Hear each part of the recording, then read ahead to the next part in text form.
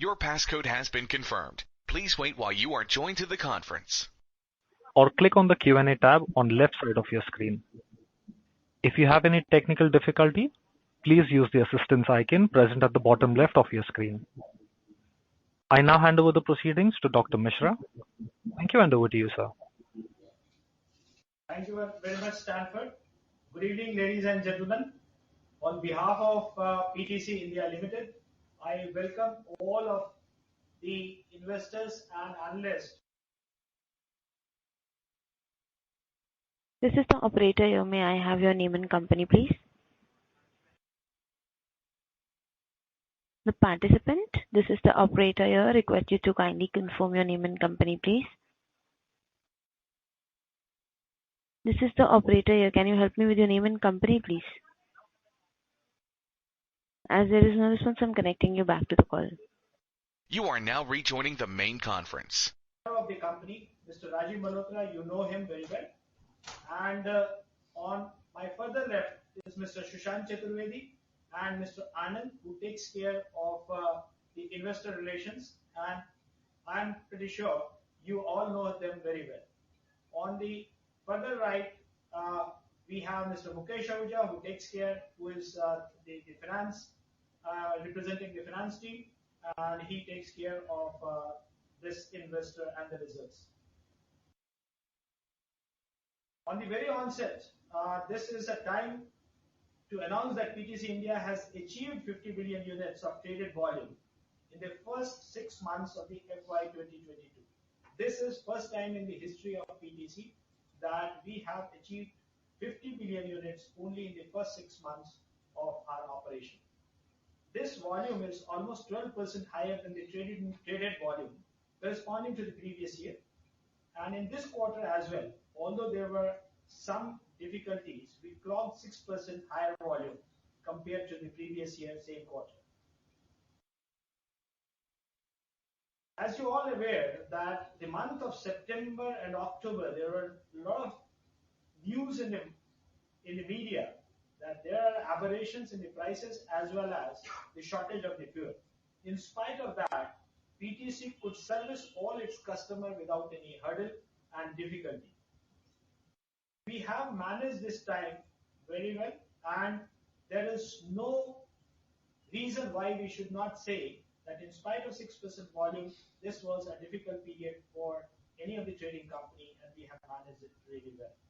Let me just, before we go to the other numbers which are very important, the major milestone what we have achieved in this last 3 months or almost at the end of this quarter was the order book of 2,570 megawatt from various DISCOMs under the pilot scheme 2. Although we could sign only 820 megawatt out of this with the 3 states, that is Kerala, Jammu Kashmir and Tamil Nadu. We could not complete the entire order book, but we are exploring possibilities that if there are some unmet demand and the order we have received from the state DISCOM, how we can convert it into a PP.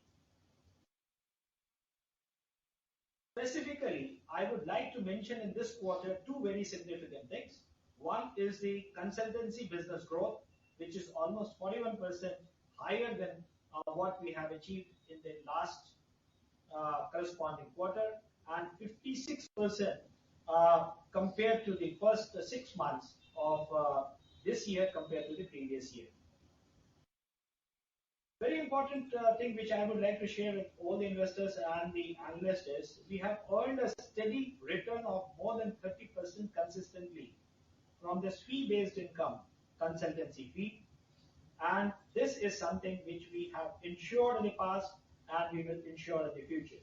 The experience and expertise of the PTC highly skilled professionals who are in great demand in this growing power market, we would like to leverage that in terms of our consultancy business, and for that purpose we have hired a new space of 7,500 square feet in Uptown Gurgaon to focus on our consultancy business and the technology vertical which we are discussing for quite some time with all our investors.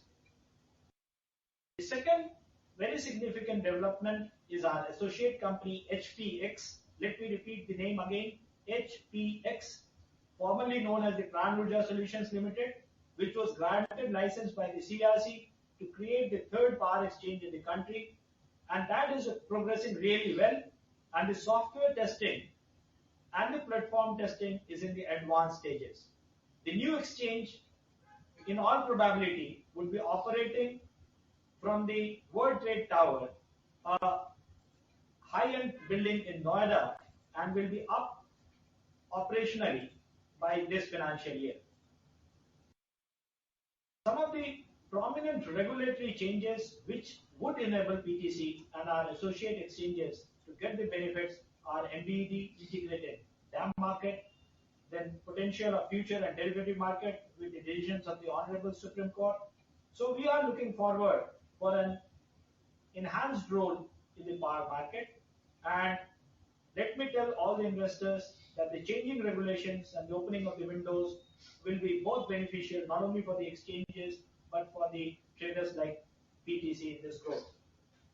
The other area which we have already mentioned in the past, that the real-time market has contributed significantly in our volume this time, and it is 2.2 billion units during the quarter, and we expect that the similar kind of market share we can expect in the integrated day-ahead market, and we on a single month we have touched 9.8 billion units in 1 month and 50 billion units in the half year which we just completed on 30th September. This is just a prelude of the things what has happened in the last 3 months and 6 months we have completed on 30th September.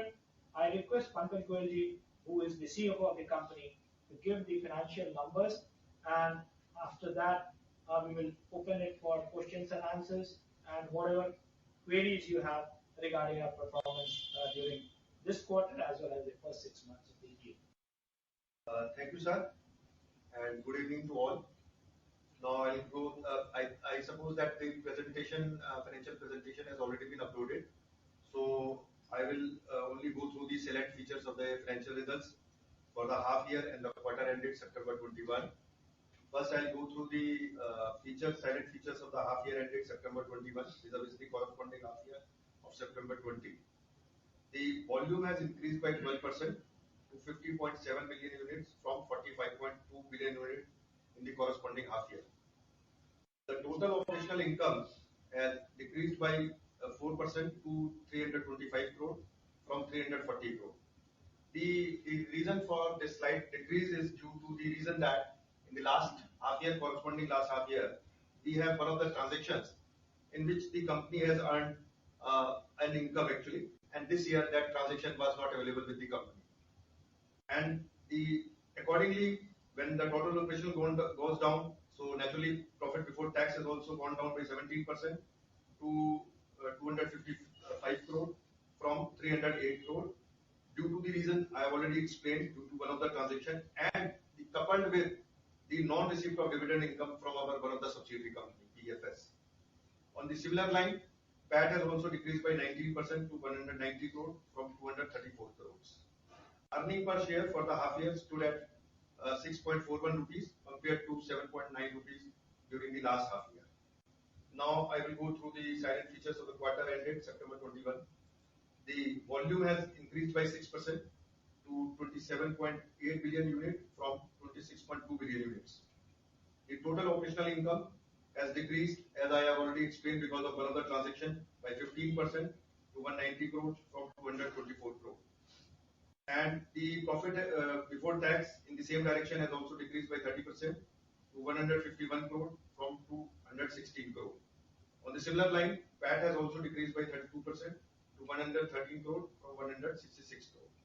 Earning per share for the quarter stood at 3.8 rupees per unit compared to 5.61 rupees per unit.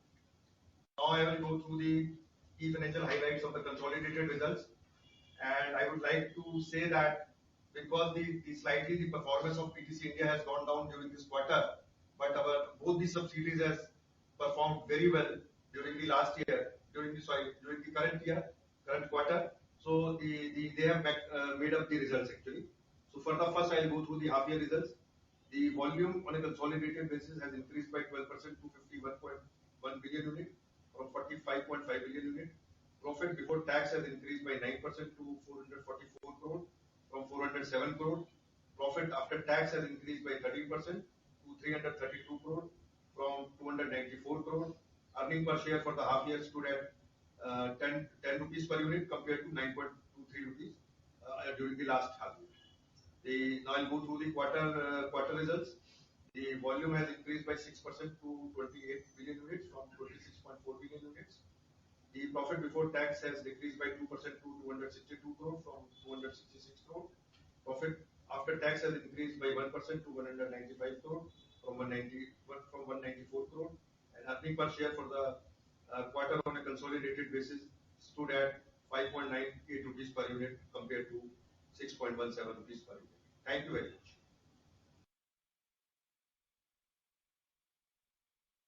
I think after this result, Stanford, if you can open the question and answer sessions. Sure, sir. Thank you. Ladies and gentlemen, we will now begin the question and answer session. To ask a question, please click on the raise hand icon on the toolbar at the bottom of your screen or click on the Q&A tab. Anyone who wishes to ask questions, you may click on the raise hand icon on the toolbar at the bottom of your screen.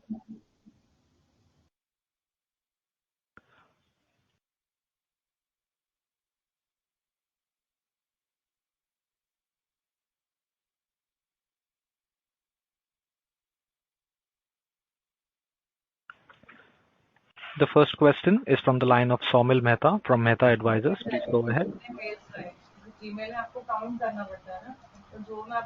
Hi, am I audible?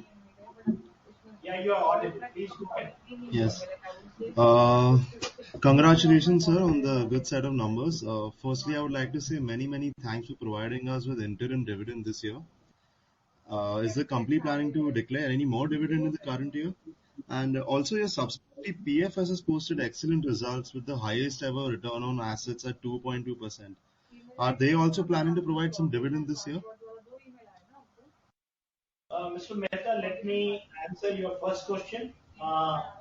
Yes, we have given interim dividend of 20% this year.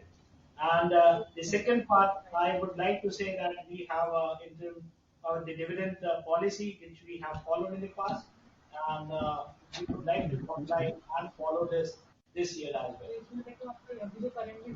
Second part, Okay. The second part, you are asking a question related to PFS. I'm not very sure. They have already met the investor and the analyst, and they have given their the roadmap for the dividend. I understand that should suffice your answer.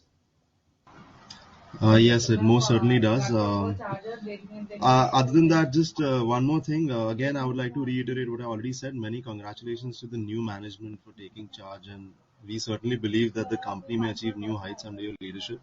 Just would like to request you to give some broad guidance on the future growth of the company, if you could. Certainly, Mr. Mehta. I mean, at the end of all the question and answer session, I have something which I would like to mention, which will give you some the way we are trying to guide this company for a better future. But let me complete the question and answer session, and then we will come back to it. Okay, great. That's it from my answer. Thank you so much for addressing my queries. Thank you. Thank you. The next question is from the line of Sarvesh Gupta from Maximal Capital. Please go ahead.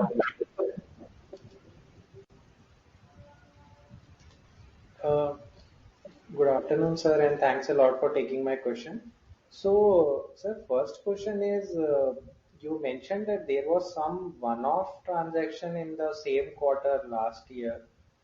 So, can you be specific about the amount which was involved and what was it which was one-off in the same quarter last year which hasn't happened this year, because of which our profitability on a YOY basis has gone down? Suresh, when you are asking a specific transaction, we usually try to not to give the details of any transaction. But let me tell you, if you go through the trends of the last 3 years, you will feel that this was the one-off in last year, and in many cases, on a specific transaction, we earn more than what is generally uh, expected out of it. So it was one-off transaction, and that you could see in the 2018-19 and then 21 that the results are consistent, and in this quarter we are almost consistently, and that's what I can answer at this point of time. If you want to go know something more after this investor call, we can discuss. Okay. And secondly, there is also a change of mix. If we compare YOY, I mean, the short term has gone up. So has that also resulted in any change in the profitability for this quarter? Yes, I mean, there will always be some change in the volumes and in our portfolio. That is because of the demand or the prevailing market conditions. That's the reason when I mentioned it in my opening remarks, I said that September and October, particularly August and September and October, there was some fuel crisis. The long-term PPA was getting difficult to service the customer because of the fuel crisis, and that's the reason why there is some change in the portfolio. But I understand that the normalization of this aberration period is already over, and we can see the normalcy coming back. So we can come back to the normalcy with this development. Pankaj, you would like to? No, no, sir. I think that you have very well covered the point. Actually, the platform has changed from the long-term platform because of the coal crisis and all that, and the market has been shifted to the short-term platform. Naturally, then there is a difference in the markets. Okay. And one more question, sir. Earlier, we were planning to divest our stake in the two subsidiaries, the PTC Energy and PTC India Financial Services. But I think earlier we had taken a decision to not go ahead with the divestment of PTC India Financial Services. So what is the update on the way forward, and how are we looking at these two businesses? I think we had also taken a decision to not contribute any further equity into these businesses. So, but now I think there is some revival in your PTC India Financial Services fortunes also. So, how are we looking at these two businesses going forward? What is the strategic plan around that? Suresh, let me answer your second part first. PTC Energy Limited, we are still working on the divestment part, and as informed to you and the stock exchange, we are at the advanced stage of divestment with SJVNL, which was informed to the exchange also and to the investors, and process is on, taking a little bit more time because of the various formalities to be done. The process is still on, and we are hopeful that this can be completed by this financial year. The second part you asked about the PTC Financial Services, you answered the question yourself that the company is doing better, and at the appropriate time when we will get a good buyer, we can restart the process. But we have already intimated to the stock exchange for currently we have put a pause on that process. Understood, sir. So last question, if I may, is I think we also saw the receivables going up on the balance sheet side. So I think with the some vibrancy coming to the power sector, we were sort of hoping that we will be able to realize the receivables at a faster pace. So how do you see that build up happening? Do you see receivables actually coming down, or do you see them going up? I mean, do you see any changes from your customers' point of view in terms of their financials, etc., given some surge in the power demand, etc.? I'll ask my CFO to answer this first, and then I will request my colleague, uh, ED Commercial, also to supplement him.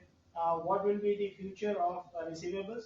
We are confident that we have done business with these discoms for the last 22 years. We have felt some pluses and minuses during some time, but we are hopeful that we will be managing this receivable to a range which we have done in the past.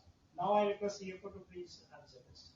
Sarvesh, as far as the PTC receivables are concerned, I will say that we are recovering very fast and our efficiency has improved, and that I will support with the figures. You know that we are always saying that we are growing at a pace of around 6, 8, 10% over the period over the last 2, 3 years. And if you will see that if I take a turnover of September 20, our sales was around 77 crore per day. For September 21, our sales has increased to 97 crore per day. In spite of that increase in the turnover value, our debtors from the last September has gone down. In September 20, our debtors were around 8,049 crore, and for this September 21, at the end of September 21, our debtors is around 7,864 crore. And we always say that when we have to look to our debtors, naturally because we are making payment to our creditors, so we always talk about the exposure which PTC has taken on the debtors. So we will deduct the creditors out of it.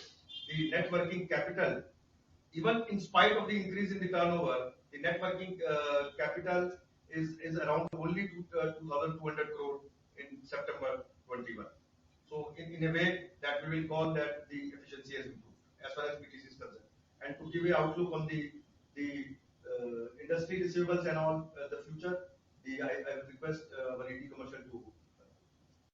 Yeah, Sarvesh, I would like to supplement here that if you see our collection efficiency during this quarter, it has come down to 23 days, which was 31 days in Q1 last year. So despite all the challenges which we are facing due to pandemic, our efforts to get the money realized from the customers has increased. And as far as future is concerned, we are confident that we would be able to recover all the outstanding which are with the customers. And one more thing I would like to add here that some of the states have got their full quota of money from under the Atmanirbhar package, but there are few states, I would not like to take their name here, but there are few states who are yet to receive their entire money, and we are hopeful a lot of money from that package will be coming to PTC also. Thank you, Sarvesh. Thank you. Stanford and Thank you. We take the next question from the line of Rahul Soni from Smith. Please go ahead. Yeah, hello, sir. Thanks for taking my question. Sir, my question is again on the receivable side. So we are continuously witnessing increase in receivables since financial year 2016, and now we are standing at 7,864 crore of receivables against around 1,600 crore in 2015. So what actually is the cause for such a steep increase in the receivables, and where this money is stuck, and what kind of risk we do see towards these receivables? And particularly, I would like to know what is the update with the Andhra Discom, where we have some issues with PTC Energy Limited. The first part I'll request the CFO to answer. Let me first give you the confidence that the volume, what you were mentioned about 2016 and what we are doing in 2021 is almost 2.5 times. So with the volume increasing, naturally the receivable will increase. This is a basic mathematical thing which I am telling you. But other than this, there are reasons to believe that we are keeping this well under control. CFO will give you the numbers and will explain it. Before I answer for the PTC Energy Limited Andhra issue. Sir, as you are saying that you are comparing the receivable from 15 to 21, but you have to match apple with an apple. You cannot match apple with an orange. If you go through you will see the increase in the growth of the company. Right now I don't have the figures. My BP Finance is taking out the figure that what was the turnover in the year 15. Now presently in September 21, for the last year actually, I'll say we have done around 27,000 crore of turnover. So I have to just see that how much turnover we have done in the year 15. So if you see the increase in the turnover and the increase in the debtor, which will be very minimal, very minimal. And I always say that we always see the working capital in the number of days. And if you subtract the creditor out of it, we have, as our AD commercial has already explained, we have just deployed a 23 days of working capital. So naturally, as our company is growing, we need fund for meeting the working capital requirement of the company. Maybe previously we may be having a 30 days working capital, but now we are reducing it to 23 days of working capital. And this is one thing just I wanted to also like to share with you, sir, that you are seeing the total debtors is around 7,800 crore as on September 21. But out of this, there is much amount which is not due actually. So if you take out that debtors not due, that is around 3,200 crore. So net recoverable debtors is only 4,700 crore. So I think that I have replied to that. Harish, you would like to supplement? This thing, if you see the total debtors, I mean, if it is around 4,000 only, 3,200, it is not required. Regarding the second part, what you asked is about the PEL Andhra issue. This this is under investigation in High Court, and it is sub judice for long. But the hearing is complete on 8th of November. The final hearing, I understand, was in the AP High Court, and the AP High Court has given them a direction that all the dues for the interim period or the interim rate should be released within 3 weeks. That is by end of November. And during the course of discussions on the board or hearing in the High Court, we came to know that he said that this kind of change in the tariff is not tenable by law. So I am not very sure because I have not attended it, but I could sense that this kind of opinion emerged during the discussion. So we are hopeful that we will get the receivable from Andhra Pradesh. First, the interim part by end of November, and most of it once the decision comes. So currently, we are receiving half of the tariff which is agreed as per the agreement. Yes, 243 out of 484. Okay. And my second question, sir, is related to your power exchange. So currently, PTC holds a 22.62% stake in PSL.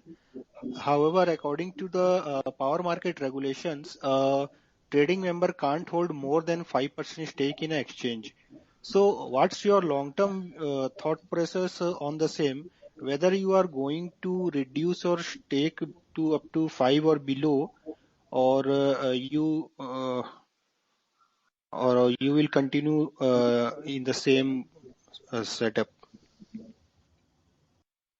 For the obvious reasons, we are holding this kind of a stake in that exchange, and we are one of the promoters. So as and when the final technicalities will come, we will address you and we'll give you the roadmap beyond that. But sir, a major chunk of the volume in the IEX is coming from PTC India Limited. So once this PSL start its exchange, so will there be any diversion of volume from by PTC India from IEX to PSL? Futuristic, I mean, let me not indulge in any kind of thing. All whatever you are asking is we have some plans, and as and when it will come, certainly we'll share with the investors and the analysts. Thank you. Such time, yeah, please. The next question is from the line of Sandeep Raj from Oculus Capital Growth Fund. Please go ahead.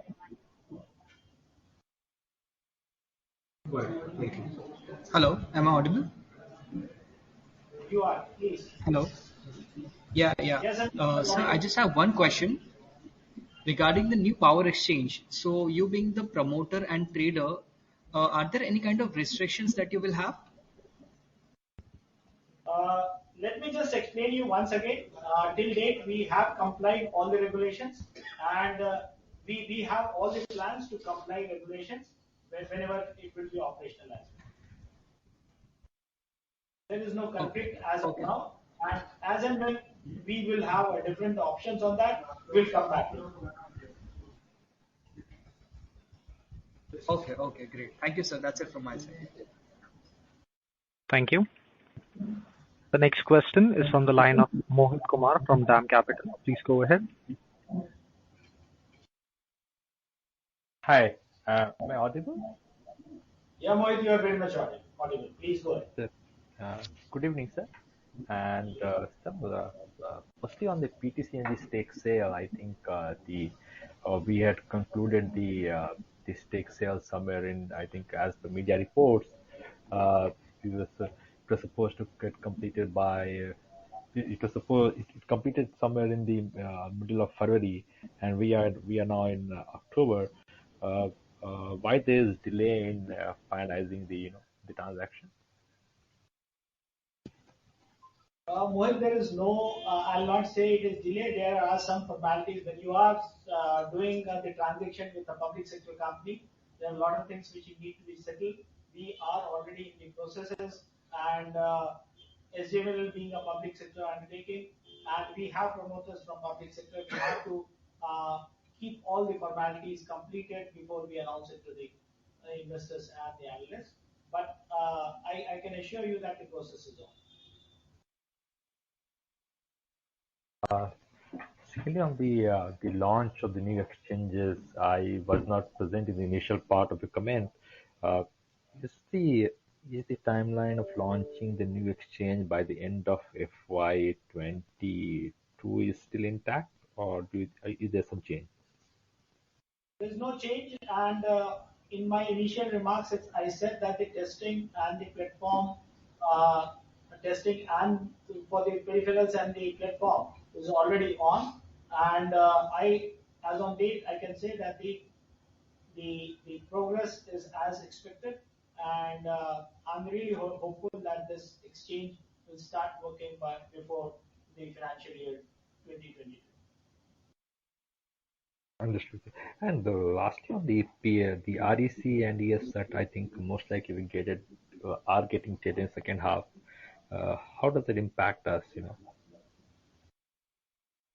Can you repeat what you said? I meant the energy saving certificate and RECs are getting traded in second half, right? And Yes. That should and really participating in both the avenues. Am I correct? Right in saying that? Yes, you are right. You are right.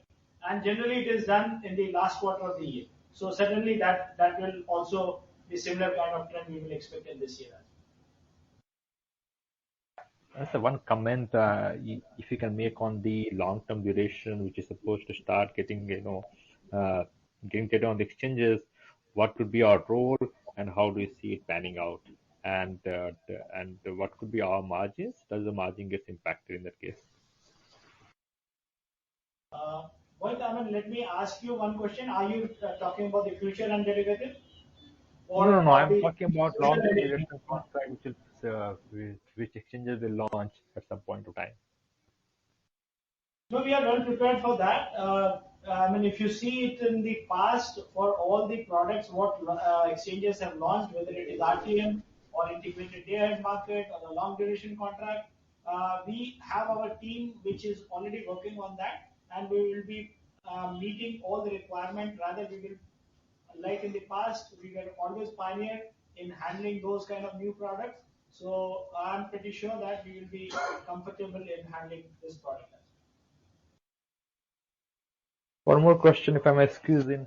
Do we have any role to play in the DISCOM power reform revamped scheme, be it in consulting, be it in some form? Can you please comment on it? From 3 states, rather one specific state, I can say they are requesting us, and we are at the stage of negotiation with them for providing this kind of solution. But finally, when this will be converted into order, I'll inform you. Thank you. Best of luck. Thank you. Thank you. The next question is from the line of Siddharth Gupta from Voyager Capital. Please go ahead.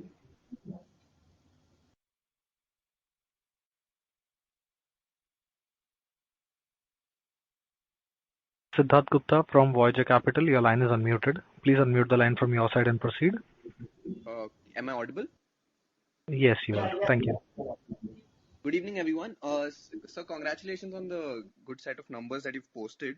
I have a couple of questions. So firstly, could you shed some light as to why the PFS disinvestment was put on hold? Because up till the last quarter of the previous financial year, this was something that was still being considered. Was there a lack of investor interest, or did the management feel that it would be better retaining support for the company? And sir, the second question is with regard to how do we envisage the future of the company when the new exchange starts operationalizing? Because even though we're going to be the third exchange in the market, we might lose a first mover advantage. We haven't been able. There have been a couple of questions about a lot of our volume being given to IEX right now. Would that be shifted? And I do understand that the management has continuously said that you would have plans and you would make them available to us. But a little more detail would actually help investors be more cautious and understanding of how the company is going to proceed. I informed about the PFS divestment. We have already intimated to the stock exchanges that it is on pause. We never said that this is the final decision of the board that we are not going to take it up. And as you rightly said, that the right kind of investors and the kind of expectations the company have with the new investor, once we get that kind of response, we may restart the process. And as you can see, that the performance of the company has improved in the last 2 quarters. So maybe that can tell you some story that why the board feels that it should be appropriate time when we can restart this process. Right, so I was referring to that very notification that the process has been put on hold. So I just wanted the board to shed some light as to why it was put on hold. I do understand that you've not completely backed away from the process and neither are you going ahead with it. But any particular reason why it's on standstill? I explained in my second part that it has to be best of the option which should be available to the company. And that's the reason why when we will get the best of the option, we may restart this process. And that if you see the entire notification, it mentions that. Okay. Thank you, sir. Thank you. The next question is from Devansh Negotia. Please go ahead. Yeah, sir. Can you hear me? Hello? Yeah, please go ahead. Yeah, sir. Thanks for the opportunity. So just a couple of questions. So one is regarding this shift towards the short-term volumes from the long-term that has taken place over the September quarter. So after that, how is that trend reversing, or how are we seeing that mix changing, let's say, in last 40-45 days? No, you are asking a very pertinent question, particularly the mix of short-term, medium-term, long-term, cross-border, all happens because of the market condition and the ecosystem in which we are working. So I inform you that there was some coal crisis during some period of the quarter, and it went on for some more days before the festival season. So we are expecting that the normalcy has come, and the longer duration contracts are getting scheduled better compared to what it was during that time. And once the normalcy will be there, the mix, what we have done in the past, we can come back to the normal scenario. And in case of the integrated day-ahead market, in our earlier commentary, we highlighted that it can have volumes equivalent to RTM. So if you can just throw some more light and how do we stand to benefit from that? RTM market is just another product in the exchange. So we have always maintained that whatever products either on a bilateral or on the exchange platform is available, we enjoy a market share of not less than 40%. So in the RTM market, if you see the past trend, we have enjoyed that kind of market because our same set of customers are for all these products. So with our efforts, we ensure that we are the pioneer and the first to meet the customer requirement for any product, either on bilateral front or in the exchange. So for any other product what we discussed, we will be doing the same set of things. Okay. And in case of when we are highlighting that we have 25% market share on IEX, so that 25% would largely be both equally on buy side and sell side both, or how would that be? Our market share on IEX volume.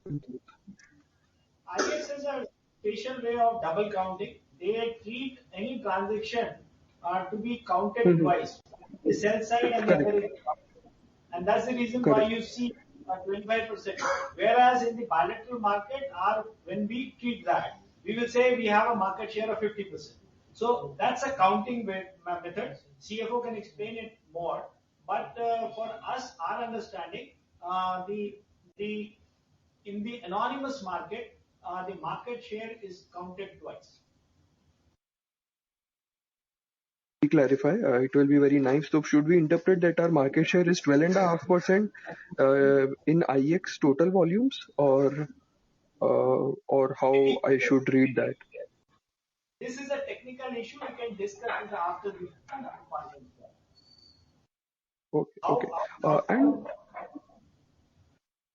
Okay. And what is our overall view on this implementation of embed, and how do we really see this shaping up? Because prima facie it looks like a complicated process. So any light, if you can just throw some light there. Embed is something which will change the scheduling process. If it is to be seen in the right perspective, embed is a kind of a scheduling. Right now, all the beneficiaries or the state DISCOMs are procuring power through a method called merit order dispatching. So embed will be one which will be replacing the merit order dispatching for the DISCOM. And of course, this is a major shift in the way the power is being scheduled in the country. So of course, if you are going for a larger radical changes for scheduling of the power, it will face some difficulty. But once it is being decided by the policymakers and the decision makers in the country, I understand it will be implemented, and it will be, if it is implemented, it is beneficial for both the exchanges and for a player like PTC. Okay. Thank you. The next question is from the line of Danish Mistry from Investor First Advisors. Please go ahead. Hello, sir. Good evening and congratulations. Hello, can you hear me?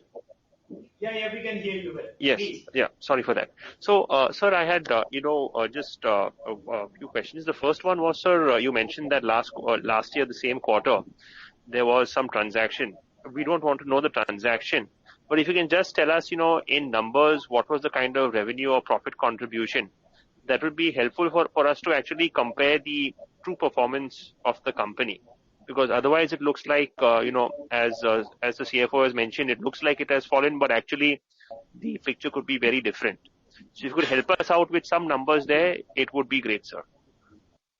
And second question, sir. Sorry, please go on, sir. Sorry.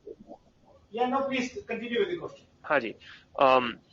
Sir, and the second question is that, your sense on when do you think the SJVNL transaction will get complete? I know you said that there is a process to it, but do you think the process will get over by March next year, or, 6 months, 9 months out?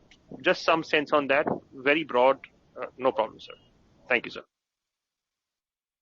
The first part you just simply asked about the numbers out of this one-off transaction. Yes, sir. Let me just Yes, sir. give you one assurance. I'll not go into the deeper details of the transaction, but Yes, the only sir. thing I'll tell you that you can take my word that because of the transaction and some of the dividend which we have not received in this quarter from one of the subsidiary company accounts for the numbers which is a shortfall. Understood, sir. Understood, sir. Got it. Shortfall on the profit side or on the revenue side?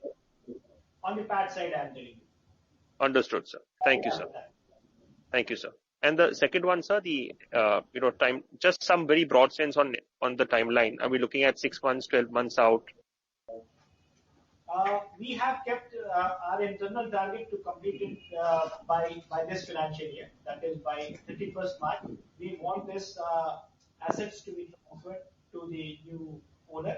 But you have seen in the past, because it being a public sector enterprises, there are some reasons to tell that we are hopeful and we would like to do it completed, but 1 month here or there can always be. Got it, sir. Thank you very much, sir, and wish you the very best of luck going forward. Thank you, sir. Thank you. Ladies and gentlemen, that was the last question. I now hand the conference over to the management for closing comments. So let me tell you that this is the best time for power market to be in. Some of the regulatory changes which we were looking forward for years are we can see them in near future, both for the trader as well as for the exchanges which we are trying to play some role. We see a bright future, and we are trying to cope up all the requirements in terms of the innovative products as well as the technology requirement of the company. We are trying to create a vertical to take care of the technology needs for such a business, and we are also looking very seriously for innovative team to create new products in the new space which we are looking forward to. So with this, I feel if there is no other question, I would like to thank all the investors, analysts, and the support staff for this conference, and we will be available for answering any question either on email or you can fix some time so that we can give your answers better if we could not have answered during the conference call. Thank you very much. Thank you very much, sir. Ladies and gentlemen, on behalf of PTC India, we thank you very much for your participation. You may now click on the exit meeting to disconnect. Thank you.